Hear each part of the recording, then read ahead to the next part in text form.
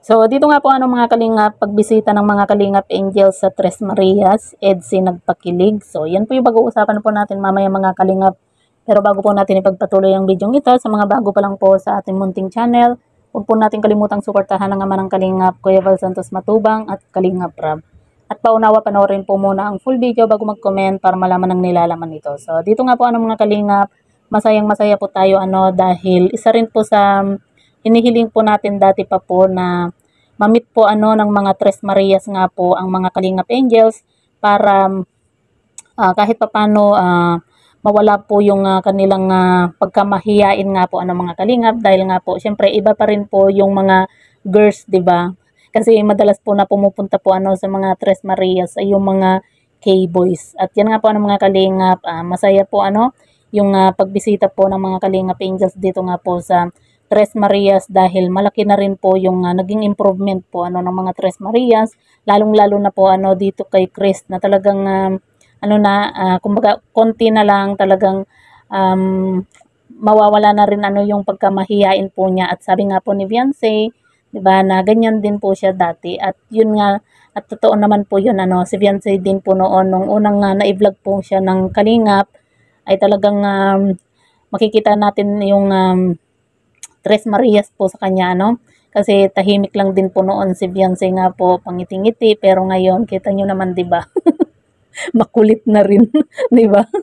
At yun nga po, mga Kalingap, sa pagpunta nga po, ng Kalingap, ng Team Kalingap, ng mga Kalingap Angels nga po, para magpintura po sa bahay po ng Tres Marias, ay talaga namang may kasamang pakilig po, yung EDSI. O, di ba?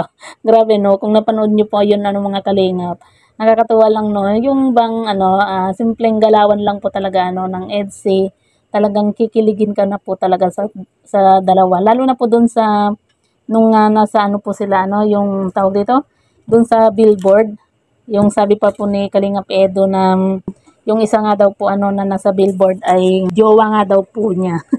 Grabe, pag nakikita ko po talaga, itong EDSI, talagang, nabubuhayan yung yung dugo po natin na talagang kinikilig po tayo kahit sa simpleng galawan nga po nila kita nyo na lang po dito sa picture na ito kung saan tinulungan ni Kalingap Edo itong si Viancy sa pagpipintura nga po.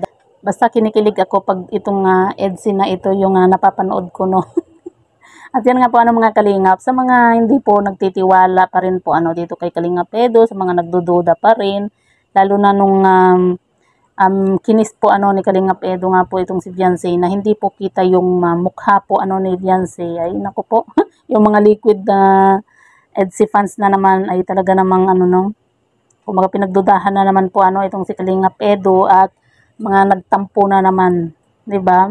Siyempre, kilala naman natin itong si Kalingap Edo na talagang hindi po yan ipapakita itong si Viancy. At itong si Kalingap Edo, hindi po siya showy nga po Kumbaga sa kanya, hindi siya yung tipo na ipaglandakan yung mga nagaganap sa kanilang dalawa ni Viancy, di ba? Hindi naman kailangan na kagaya yung sa pagkiss po ni Kalingap Edo dito kay Viancy ay ipapakita pa po ni Kalingap Edo yung mukha po ni Viancy nga po.